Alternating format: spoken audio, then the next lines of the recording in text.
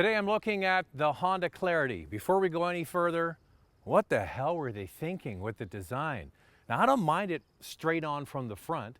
I don't mind it straight on from the back, but the side, what were they thinking? It really is one of the ugliest cars on the road. But that's not for me to decide, that's for you to decide. Beauty is in the eye of the beholder. If you like the look of this thing and you're excited about new advanced technology, this might be the car for you. I understand car companies want to make their cars look futuristic. You can be futuristic, you got to steer clear of ugly though. Now some positives.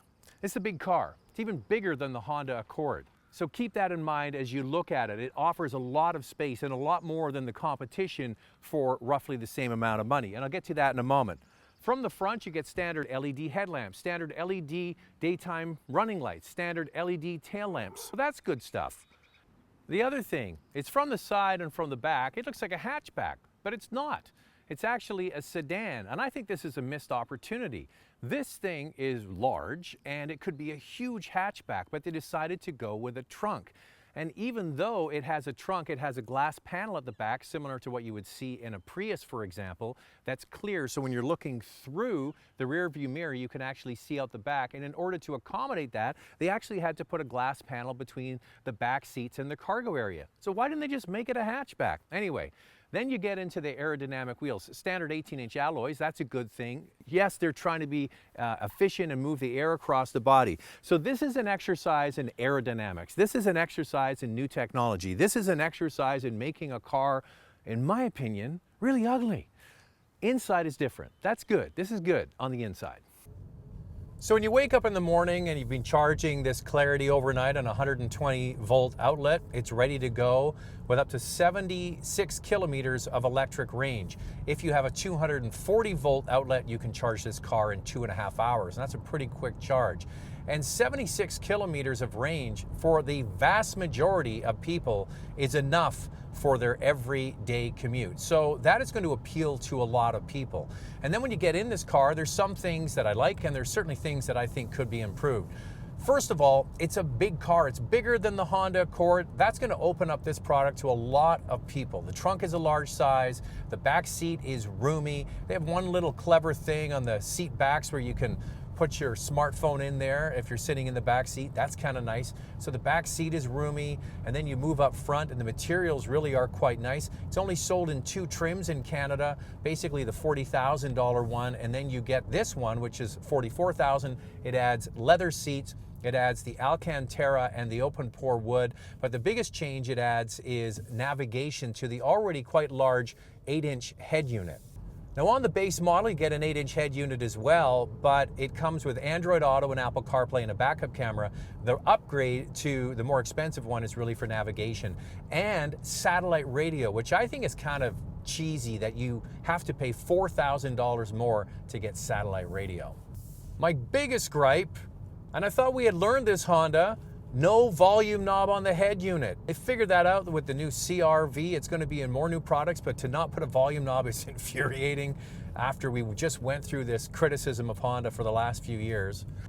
The driver's seat is not power operated on this car. Even on the top model, it's a manual adjust, and there's no sunroof. And some of those little details can be deal breakers for some.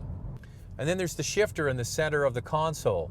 It's the electric shifter they use for other cars in the Honda and Acura lineup with their 8, 9, and 10-speed automatic transmissions. Now this is a electronically controlled CVT, and because it's a digital switch system, it doesn't really need to be there. And this is a floating center console. Underneath there's quite a large storage area, which begs the question, why don't they just get rid of that? Then you would have all this storage in the front.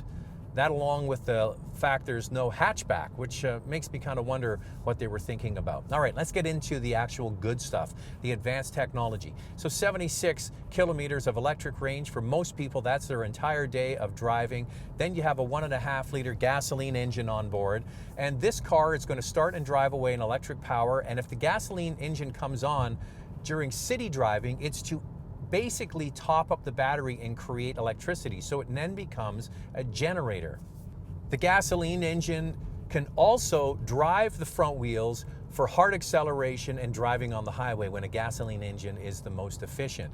And the output of this car is really quite good. From the electric motor, you get 181 horsepower and 232 pound-feet of torque. And the combined output is 212 horsepower. That's pretty good. And it's quiet and it's smooth, it's got a CVT, it's everything you would kind of want in an electric car. Then you have the paddle shifters behind the steering wheel, which fluctuate the regenerative braking, which is a nice feature, and I think that should be in all electric cars. Some, like the Leaf, it isn't. But take away how it looks, which is hard to do. Just look at the technology that's in this car. And for the price they're charging, it's a pretty compelling package when you compare it to a lot of cars that are maybe full electrics with maybe 200 kilometers of range, but they're around the same price. This is a much bigger car. Now, this Clarity differs from the one sold in the United States. So this is the plug-in version. In the US, they have a full electric, and maybe we're going to get that in Canada as well, but right now, this is the one we get. And it starts at $39,900. We'll call it $40,000, $43,900. Upper end trim with the leather and the satellite radio. There are massive rebates in the province of Ontario, $13,000 off this car, so that would bring the price down even on the top end model to right around $31,000.